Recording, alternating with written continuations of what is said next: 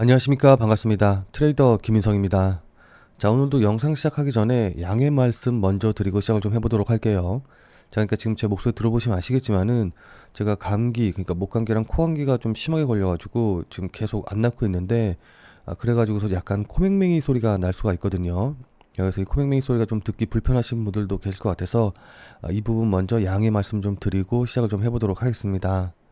자, 그럼 지금부터 본격적으로 좀 이야기를 나눠보도록 할 건데, 자, 일단 XRP, 리플 같은 경우에는 전일 대비해서 2.45% 하락한 3,340원, 요 정도쯤에서 움직이고 있어요. 자, 근데 제가 어제 영상에서 뭐라고 말씀드렸죠? 그러니까 여기 보시면 아시겠지만은 이전에 3,430원짜리에서 이렇게 저항과 지지로 작용을 했었었는데 이 지지를 깨고 내려와서 다시 한번 저항으로 작용을 하고 있다. 그렇기 때문에 여기서 3,430원을 돌파하는 게 무엇보다 중요하다라고 말씀을 드렸는데 결국에는 어제 뭐 다들 보시면 알겠지만은 3,430원을 돌파하지 못하고 또다시 조정을 받는 모습을 좀 보여주고 있어요. 자, 그러면서 여기 보시면 아시겠지만은 저점은 계속해서 낮아지고 있는 이런 모습을 좀 보여주고 있거든요.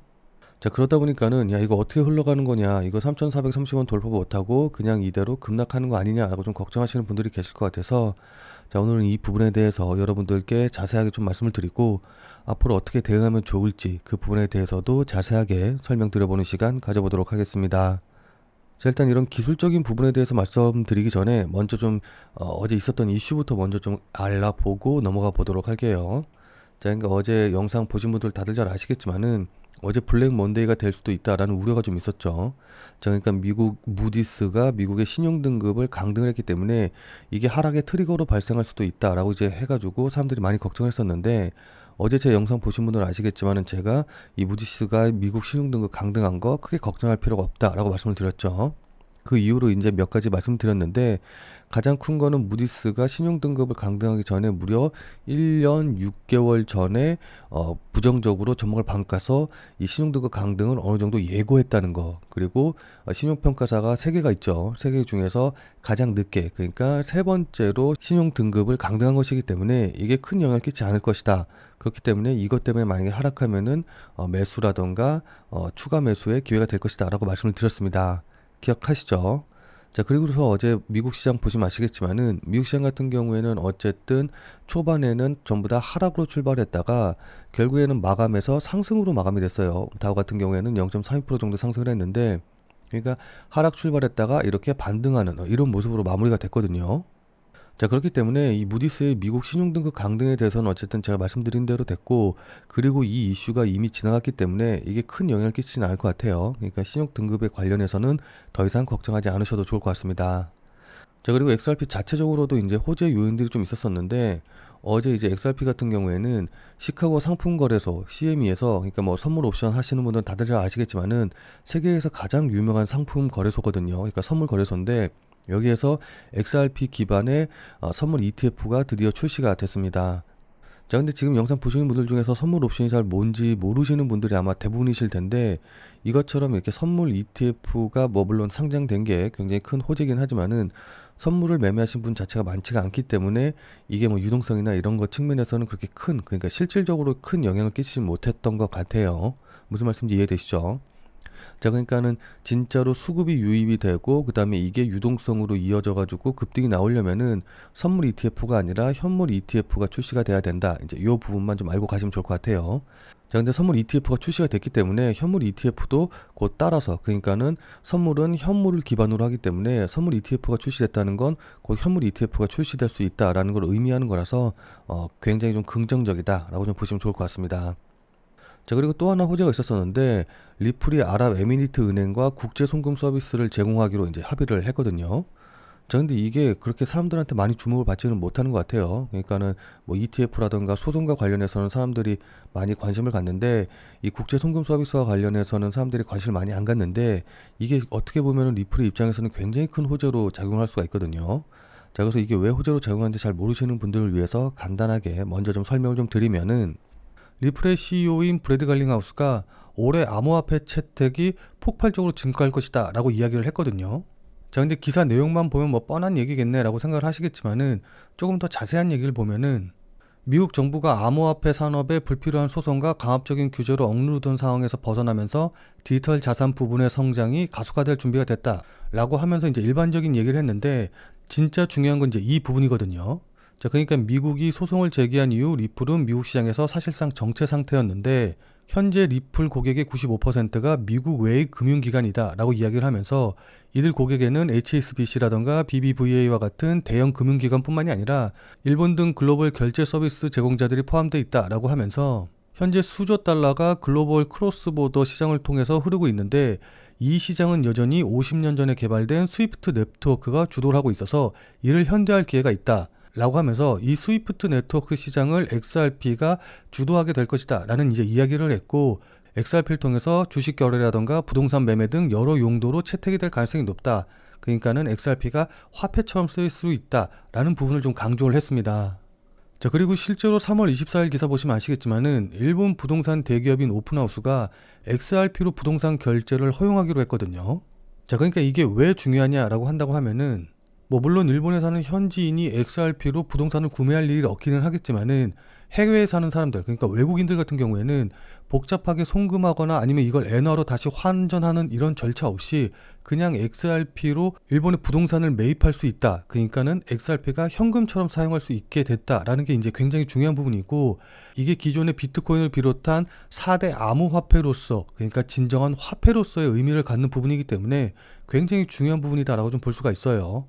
자, 그리고 그것뿐만이 아니라, 자, 그러니까 스테이블 코인이라는 거는 아시는 분들은 다들 잘 아시겠지만은, 이 스테이블이라는 단어 자체가 안정적인이라는 뜻을 가진 단어이기 때문에 말 그대로 안정적인 코인이라는 뜻이거든요.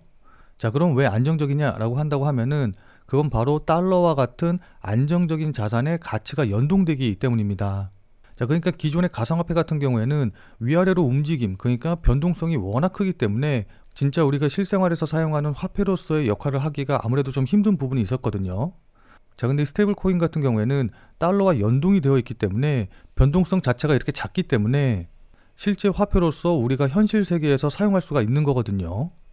자, 그리고 이런 스테이블 코인 같은 경우에는 특히 국제 송금을 할 때 수수료가 전혀 들지 않기 때문에 국가 간의 송금 상황에서 굉장히 유용하게 쓰이고 있고, 그렇기 때문에 국가 간의 무역 거래에서도 이미 일정 부분 사용이 되고 있거든요. 이 기사 보시면 아시겠지만은 우리나라도 이미 마찬가지로 무역의 약 10%는 스테이블 코인으로 거래가 되고 있다라고 좀 추정이 되고 있어요. 자, 그런 상황에서 이 스테이블 코인의 대부분을 차지하고 있는, 그러니까 스테이블 코인 시장이 약 313조 원 정도 규모인데, 이 중에 테더가 약 199조 원을 차지하고 있거든요. 자, 그러니까 이렇게 스테이블 코인 시장의 대부분을 차지하고 있는 세계 1위 스테이블 코인인 테더가 담보가치 신뢰와 관련된 논란과 또 미국 정부의 규제 문제로 인해서 상장 폐지가 될 위기에 몰렸다라는 겁니다. 자, 그럼 여기서 우리가 생각해 봐야 될 건 뭘까요? 이미 스테이블 코인을 사용하는 수요가 있기 때문에 테더가 만약에 상장 폐지가 된다라고 한다고 하면은 테더를 대신할 만한 다른 스테이블 코인으로 넘어갈 수밖에 없겠죠. 자, 그리고 만약에 상장 폐지가 되지 않는다라고 한다고 하더라도 이미 사람들 마음속에, 야, 이거 이러다가 갑자기 테더가 상장 폐지되면 어떡하지? 라는 불안이 이제 퍼져나가기 시작을 했기 때문에 분명히 테더에서 다른 스테이블 코인으로 넘어가려는 그런 수요가 생길 수밖에 없는 겁니다. 무슨 말씀인지 이해되시죠? 자, 그럼 테더를 대신할 만한 스테이블 코인은 뭐가 있을까요? 자, 여기 기사 보시면 아시겠지만은 테더가 규제로 인해서 위축이 될 경우 리플의 스테이블 코인이 수혜를 받을 것으로 예상되는 코인이다 라고 쓰여 있거든요. 자, 그러니까 기사에도 나와 있는 것처럼 테더가 상장 폐지가 되면 가장 크게 수혜를 받을 수 있는 게 바로 리플이다 라는 겁니다. 자, 왜냐하면 다들 잘 아시겠지만은 리플은 이미 최근에 스테이블 코인을 발행을 했고, 또 기사에서 보시는 것처럼 이 스테이블 코인 시장에서 굉장히 빠른 속도로 이제 성장을 하고 있거든요.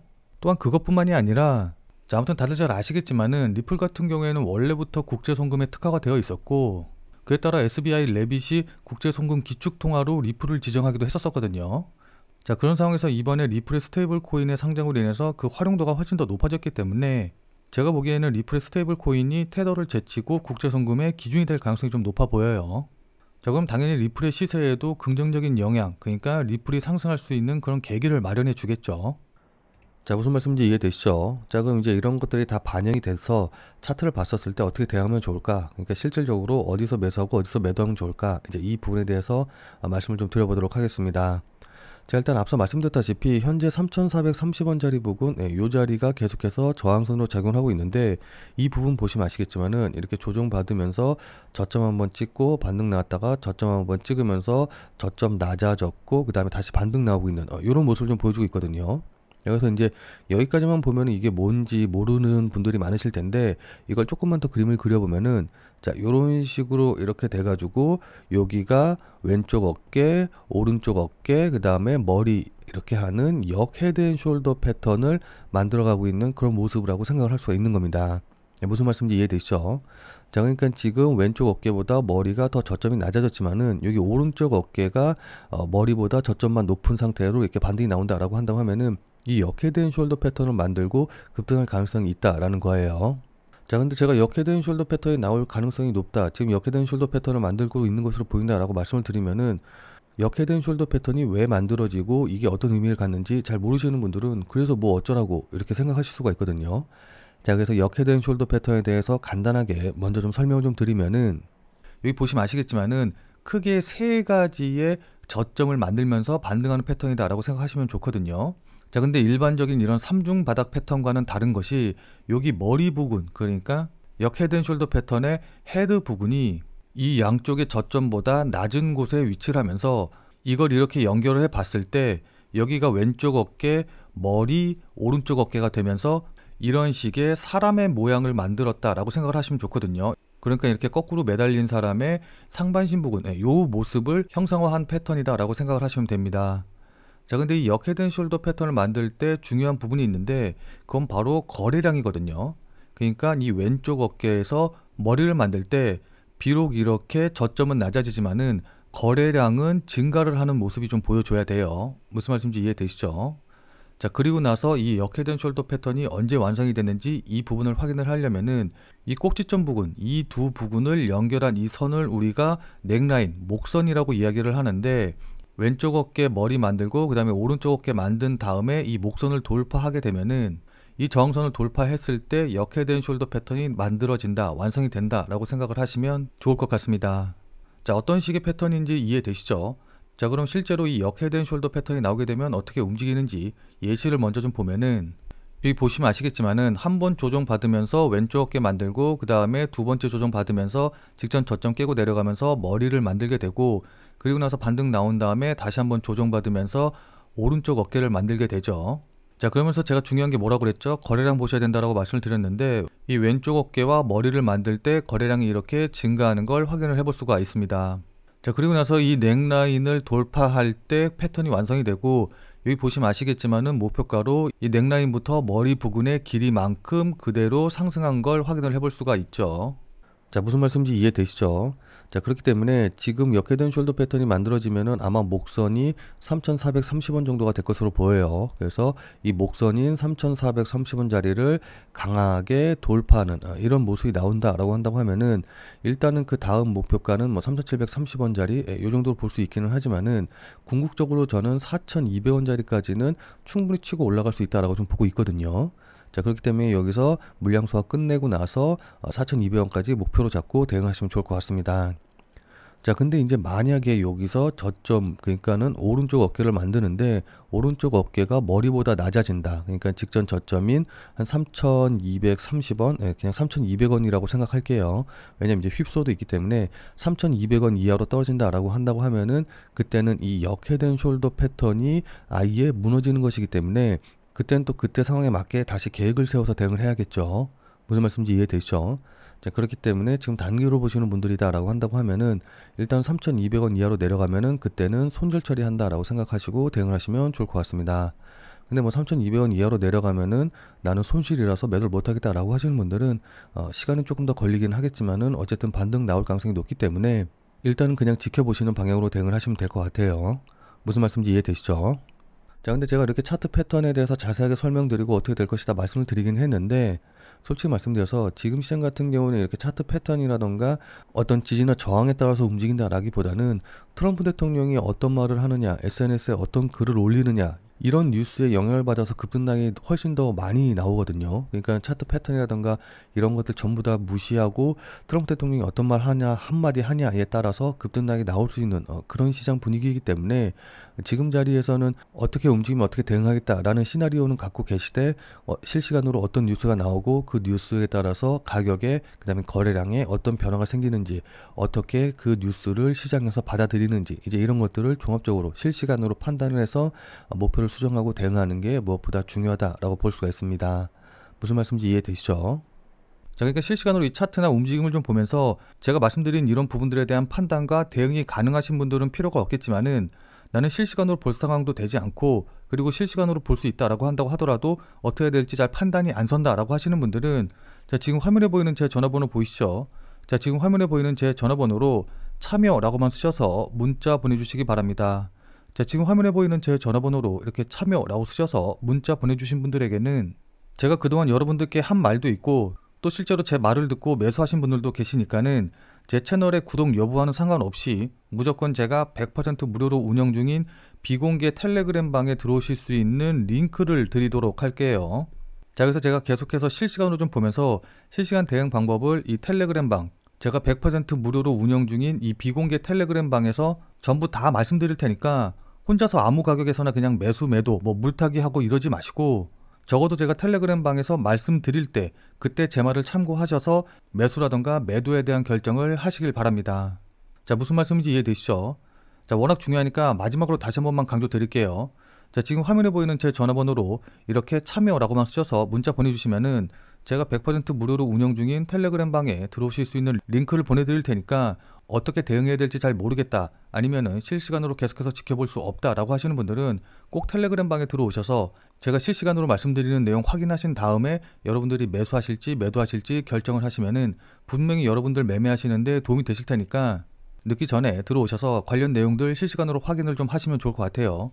지금 자리가 워낙 중요한 자리고 분기점이 될 수 있는 자리이기 때문에 여러분들께 이렇게 말씀을 드리는 겁니다. 무슨 말씀인지 이해되시죠? 자, 그럼 오늘 영상은 이것으로 해서 마무리 짓도록 하겠습니다. 자, 오늘 내용이 조금이라도 도움이 되신 분들은 구독과 좋아요 눌러주신 거 잊지 마시고요. 자, 그럼 우리는 텔레그램 방에서 뵙고 더 많은 이야기 나눠보도록 하겠습니다.